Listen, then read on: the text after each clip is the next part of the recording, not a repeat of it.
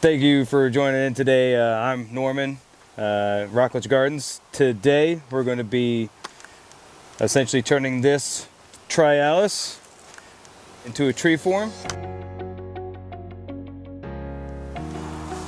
So what we're going to do today is we got our pruners, we got our rubbing alcohol to disinfect our pruners, and we got a stake and we got some tie tape.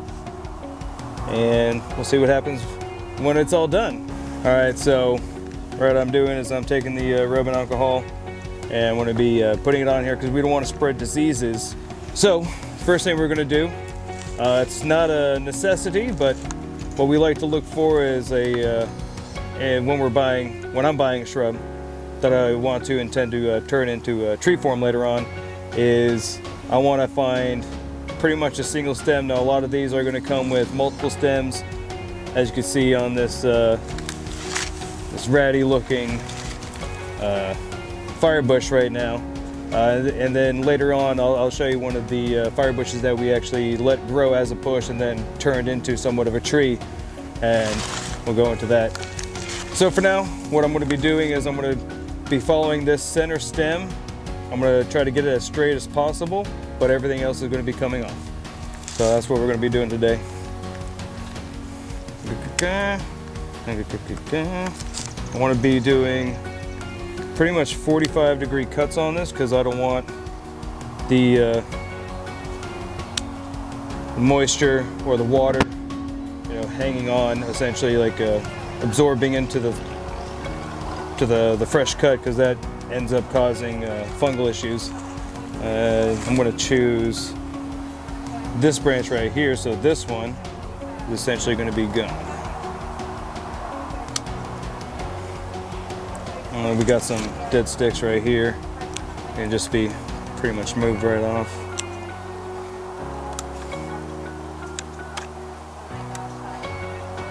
And then I really just wanted to go up to one single stem, so I'm just going to keep going up.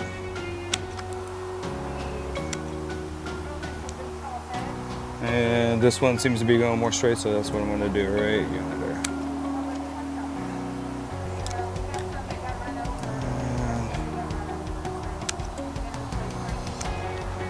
All right.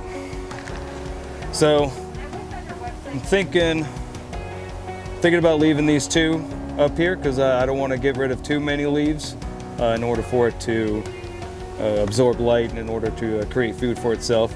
Essentially, I'm going to just leave these two on here, but I am going to focus in on this one right here. So another thing to notice is all the way down here at the bottom, whenever you do like shrubs in the tree form, you're going to notice some small branches basically coming out from like the sides of the trunks, trying to like basically small shoots. In order to get these, and what we do here is simple, just rub them right off.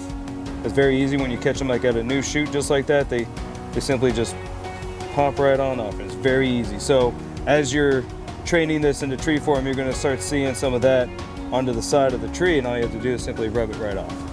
All right, so now that we have pretty much our small tree, I'm going to be taking a stake. I'm going to be just simply putting it right in here the best I can. I know I might hit some root systems, but it's going to be okay. So what I'm going to be doing here is pretty much the slow straightening process, because it is on the little jaggedy side, I guess you would say. But what I'm going to be doing is making it nice and tight, so like nice and straight as best I can. So the more it grows, essentially it's going to essentially straighten out and harden up in the trunk. I'm just going to be tying it up right now. I'm going to start out from the bottom.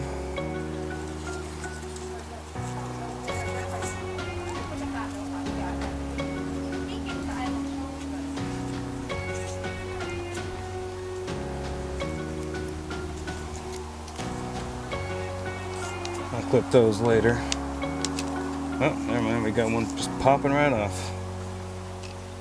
So maybe a better investment in better tie tape would be a good one. I'm just going to wrap this around for now, just to get the example going. go up.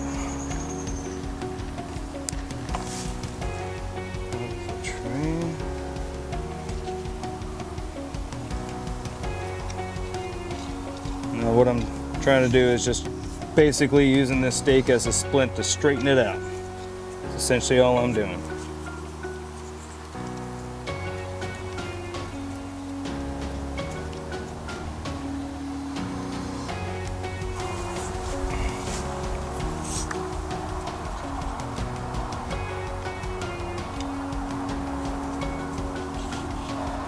All right, so right up here, it's like a lot of your new growth, and I don't necessarily want to start tying it right there because I want it to keep growing straight up. So I guess I am going to go with this one essentially, depending on where I put this. But later on, this is going to keep going straight up, and this is where you're going to want to train it and keep your tie tape nearby, and obviously some pruners, because later on I will end up cutting this off. But once it gets up to here, I'll just keep tying it and making sure all the branches are, like all the new shoots on it, are just staying off of it. So I'll just be rubbing it down and giving it some fertilizer, water, and that's pretty much it. So this is a dwarf firebush, and as you can see, this is another option that you could do. You don't have to have a single trunk. You can just let the bush essentially, or the shrub, get very large, and then just start taking the branches down at a certain height where you want to kind of see through it, make it look more like a tree. And like I said, the fire bushes, they're very fast growing, and that's what I like. I got more options. If I wanted to grow like a bush slash tree form, like a multi-trunk tree, I can do that. If I wanted to do like a single trunk, I can do that as well. So here we are, like underneath of it. As you can see, you are going to get some branches growing out, but all I have to do is come in here and just take some clippers, pruners, and just you know, cut those back. And then there's some over here that are like really tiny shoots that I just plucked right off. So it's fairly easy to do, and I would say definitely looks really cool. So I'm out here in the shrubs, flowering shrubs, and I'm seeing just about everything out here essentially could be turned into a small tree form. So for the few exceptions, like your monocots over there, like your canna lilies, grasses like the mondo grasses, that's going to be really difficult to do. A lot of your orchids, but anything with like a dicot, like a shrub, is definitely going to do it really well as far as turning it into tree form. Firebush would definitely be one of my top favorites, since it's since this one's a Florida native, and it's going to get 12 feet. I know it's like larger than most of like a 6-foot tree we were talking about earlier. However, I mean, it's everything about this. Florida native, attracts butterflies like nobody other, like nobody's business. Butterfly magnet, and very fast growing, so I don't have to wait long in order to turn it into a tree. Yellow elder is another one. Yellow elder is another one of my favorites. This one is also a very fast growing, and it also gets fairly large as well. It's probably about 15 feet. But I would say another part of my favorite is that it's really fast, and that it blooms just about throughout the warmer months. So for quite a long time it's going to be blooming, and like I said, very fast growing, so I don't have to wait very long in order to become a tree. Another one of my favorites, since I see it all day every day, is the Arabian Lilac Vitex. This, as you can see, they're in shrub form, but we've played around with them behind the orange kiosk multiple times and made ourselves little tiny trees and little bonsais, and in fact we have one started back there. So here we have hibiscus. As I was talking about earlier, you have your yellow elders over there that I was talking about into tree form. Right here we have hibiscus in shrub forms. We have multiple different varieties. Now these are often trained into tree forms, but generally 8 to 10 feet tall. And in the tree forms, usually right around 12-ish feet tall. They tend to be on the slightly taller side when you turn them into a tree form, because a lot of the energy is going straight up versus out. So here we have the hibiscus trees, as you can see, like I was showing you over there at the flowering shrubs. These, someone has taken the time and turned them into a tree form, and same with the yellow elders back that way. But as you can see, you definitely see all the cuts and the branches, and then even on this one, which is a pretty good example, there's itty bitty growth right here. So I'm just going to take that and rub it right off, and that's pretty much it. all of the hedges out here, even the little emerald blanket that only gets about 2 feet tall, it would make a great bonsai, but not a great tree. Same with the Indian hawthorn, but obviously like your viburnums that get like around the 10-foot range would do perfect for as a smaller tree. Same with the pineapple guavas, your arboricolas, they would do fairly well as a small tree, but not the best.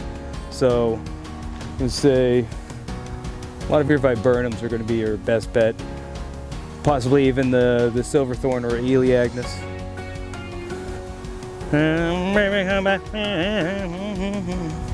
So here we have our Florida native section, and not too long ago someone asked about the silver buttonwood. We do have them out in the tree line, and we do have them out here in the shrubs as well. Naturally they grow as like a 12-foot shrub, but with the right time and patience you can train them into a tree as well. Same with your wax myrtles. The ilex shilling as well, not your coontie palms. They are really small, they're a cycad. They're not going to do too great. However, your Simpson stopper is another great one. They get about 20 feet tall. Well, thank you for joining us on how to train shrub into a tree form. I'm Norman with Rockledge Gardens, and have a wonderful day.